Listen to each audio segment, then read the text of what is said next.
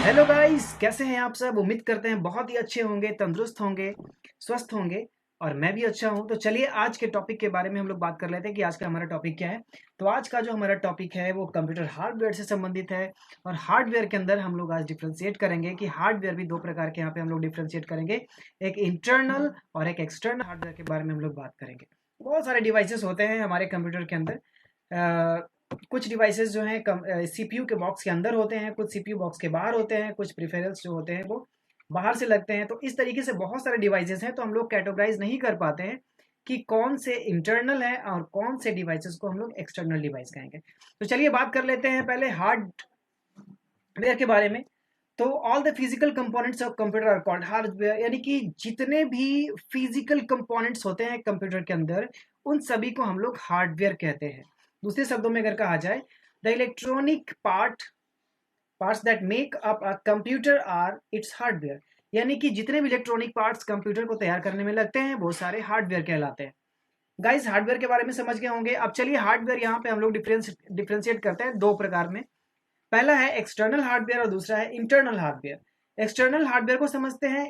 External hardware जो होता है वैसा हार्डवेयर होता है जो सीपीयू बॉक्स के बाहर होता है। जो आप कैबिनेट देखते हो सीपीयू का, ये सारे जो डिवाइसेस होते हैं वो बाहर से लगने वाले डिवाइसेस होते हैं, जिसको हम लोग एक्सटर्नल डिवाइस कहते हैं। अब यहाँ पे हम लोग बात करते हैं इंटरनल डिवाइस के बारे में, यानी इंटरनल हार्डवेयर के बारे में। तो इंटरनल हार्डवेयर वो सारे हार्डवेयर होते हैं, वो सारे डिवाइसेस होते हैं जो कि सीपीयू बॉक्स के अंदर, यानी सीपीयू का जो कैबिनेट आप देखते हो, कवर देखते हो, उस कवर के अंदर होने वाले हैं ये सारे डिवाइसेस, जिसके बारे में अभी हम लोग डिक्लेयर करेंगे और बिल्कुल डीपली बात करेंगे इंटरनल और एक्सटर्नल हार्डवेयर के बारे में। तो चलिए समझ लेते हैं कि कौन कौन से डिवाइसेस हैं जो एक्सटर्नल में आते हैं, काउंट होते हैं, और इंटरनल में काउंट होते हैं। तो यहाँ पे एक्सटर्नल हार्डवेयर में काउंट होने वाले जो डिवाइसेस हैं वो हैं keyboard, mouse, microphone, scanner, printer, modem, speakers, pen drive and monitors.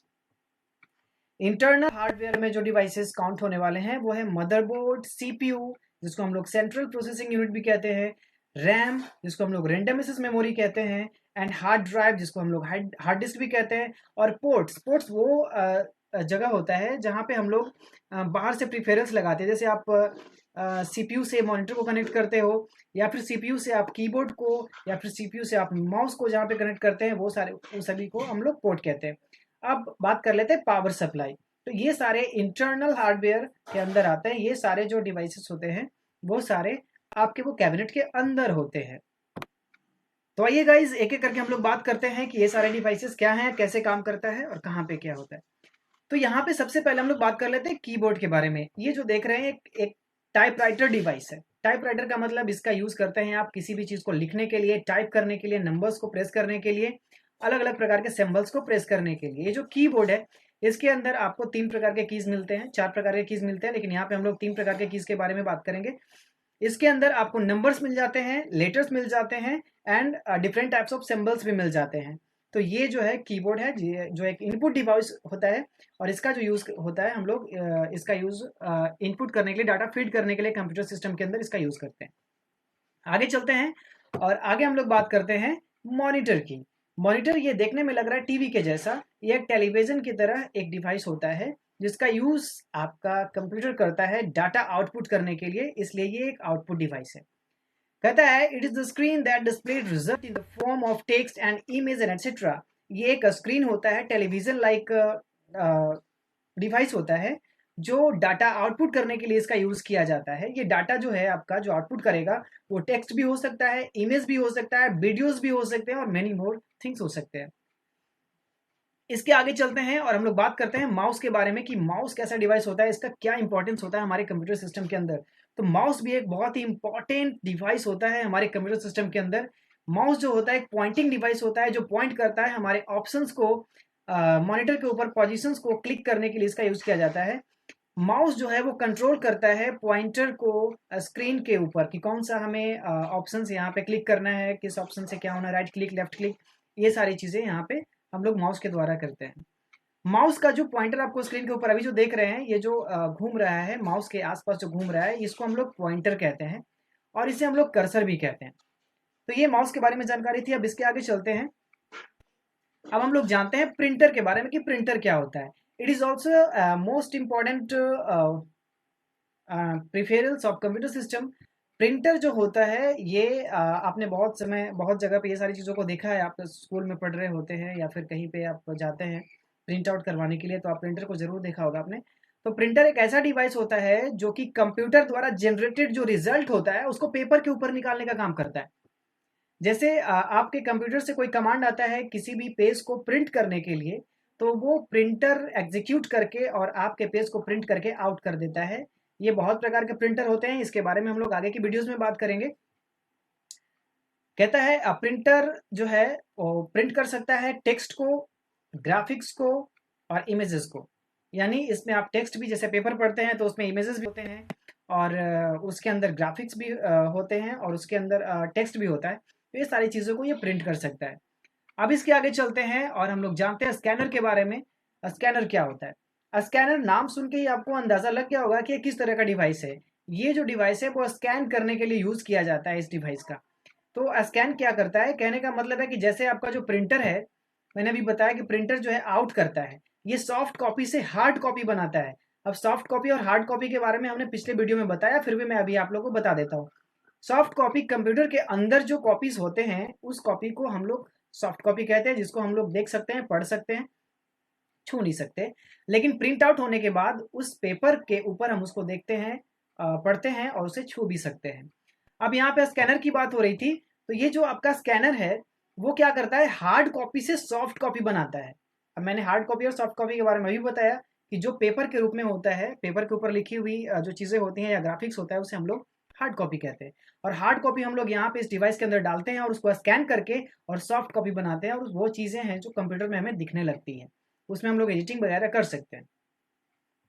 अब ये जो है इसकी जो खासियत है वो ये है कि ये जो है आपका हार्ड कॉपी को, या फिर कह सकते हैं कि डिजिटल फॉर्म में कन्वर्ट कर देता है आपका जो पेज होता है या फिर जिसकी आप कॉपी करते हैं, स्कैन करते हैं उसको।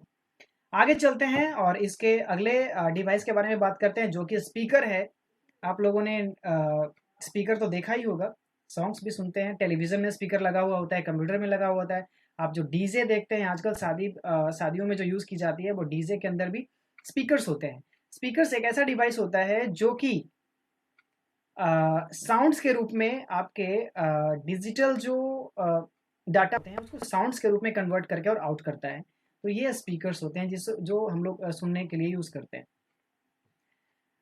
आगे चलते हैं और चलते हैं हम लोग माइक्रोफोन के बारे में जानते हैं कि माइक्रोफोन कैसा डिवाइस है, क्या काम होता है।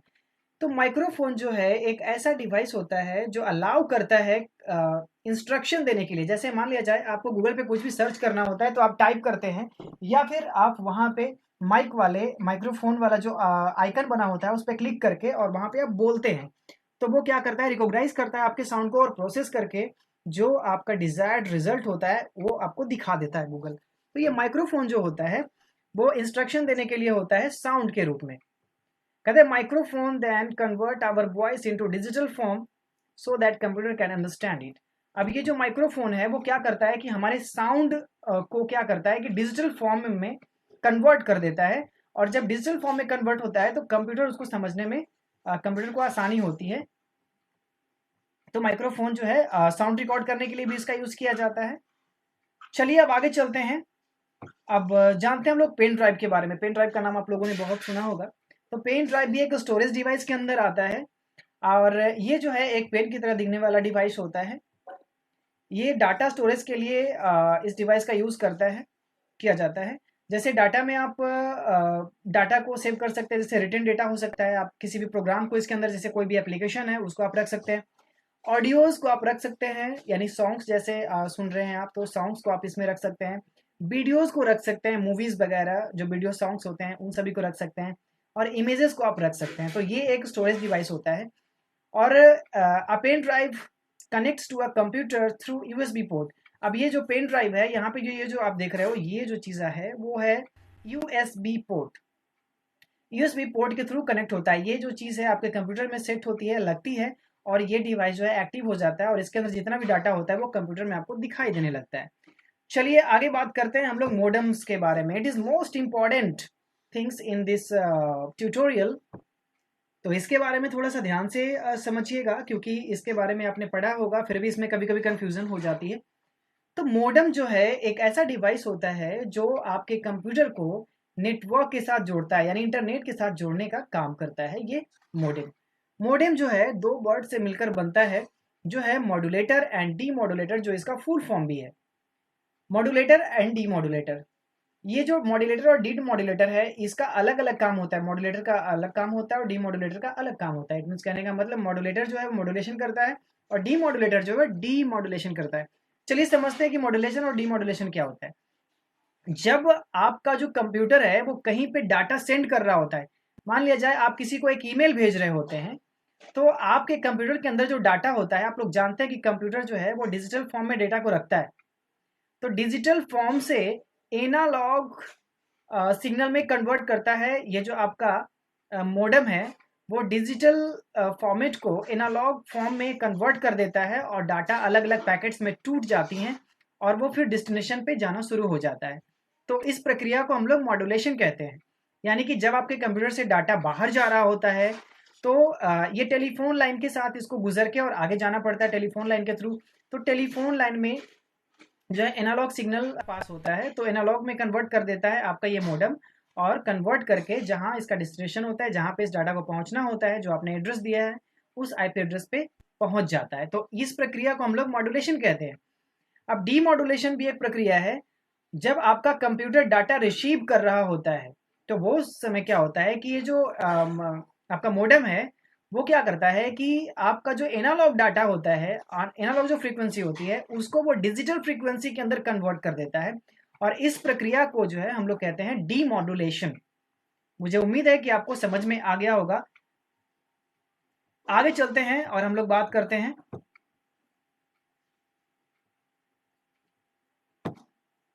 इंटरनल हार्डवेयर के बारे में, जो उस बॉक्स के अंदर होता है। तो अभी तक हमने बात की एक्सटर्नल हार्डवेयर के बारे में, अब यहाँ से हम लोग स्टार्ट कर रहे हैं अभी इंटरनल हार्डवेयर के बारे में। तो ये इंटरनल हार्डवेयर है और ये जो आप देख रहे हैं बहुत ही इम्पॉर्टेंट हार्डवेयर है आपके कंप्यूटर सिस्टम का। इसके बिना तो कुछ हो ही नहीं सकता। सारा डिवाइस रहेगा लेकिन अगर ये नहीं है तो कुछ भी नहीं हो सकता। इसको हम लोग मदरबोर्ड बोलते हैं। जैसे कि इसका नाम सजेस्ट किया गया है मदरबोर्ड। ये जो है जितने भी प्रिफेरल्स लगाते हैं, जितने भी डिवाइसेस लगाते हैं, वो यहाँ पे इसी के साथ कनेक्ट होते हैं, और इसी के अंदर जितने भी आपने डिवाइसेस की बात की वो मदरबोर्ड पे ही कनेक्टेड होता है। रैम यहाँ पे लगता है, यहाँ पे जो है आपका सीपीयू लगता है जिसको हम लोग प्रोसेसर बोलते हैं, वो यहाँ पे लगता है।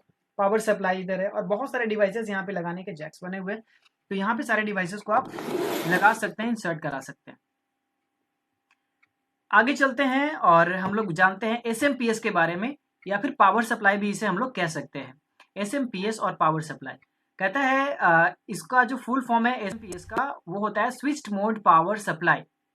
ये क्या करता है कि हाई वोल्टेज को लो वोल्टेज में कन्वर्ट करता है, और क्योंकि कंप्यूटर को लो वोल्टेज ही चाहिए, हाई वोल्टेज कंप्यूटर को नहीं चाहिए, इसीलिए जो है ये कंट्रोल करता है इलेक्ट्रिसिटी को, और कंट्रोल करके जितना कंप्यूटर सिस्टम को चाहिए उतना इलेक्ट्रिसिटी ये प्रोवाइड करता है ये मशीन, जिसको हम लोग पावर सप्लाई बोलते हैं और एसएमपीएस बोलते हैं। ये बहुत ही यूजफुल और इंपॉर्टेंट होता है कंप्यूटर के लिए। आगे चलते हैं गाइस और हम लोग बात कर लेते हैं most important equipments for the computer. ये है आपका प्रोसेसर जिसको हम लोग सीपीयू बोलते हैं, सेंट्रल प्रोसेसिंग यूनिट यही है। एक छोटी सी पार्ट है ये। हम लोग नॉर्मल सा वो जो देखते हैं कैबिनेट बड़ा सा, उस कैबिनेट को ही हम लोग बोल देते हैं कि यही हमारा सीपीयू, लेकिन मुख्य रूप से मेनली सीपीयू हमारा ये होता है जिसको हम लोग प्रोसेसर बोलते हैं या फिर सीपीयू भी बोलते हैं, जिसका फुल फॉर्म होता है सेंट्रल प्रोसेसिंग यूनिट।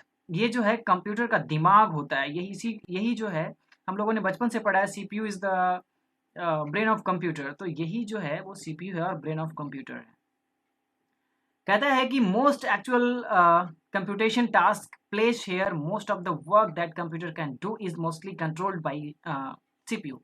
कंप्यूटर में जितने भी काम होते हैं वो सारे कार्य इसी के द्वारा कंट्रोल किए जाते हैं।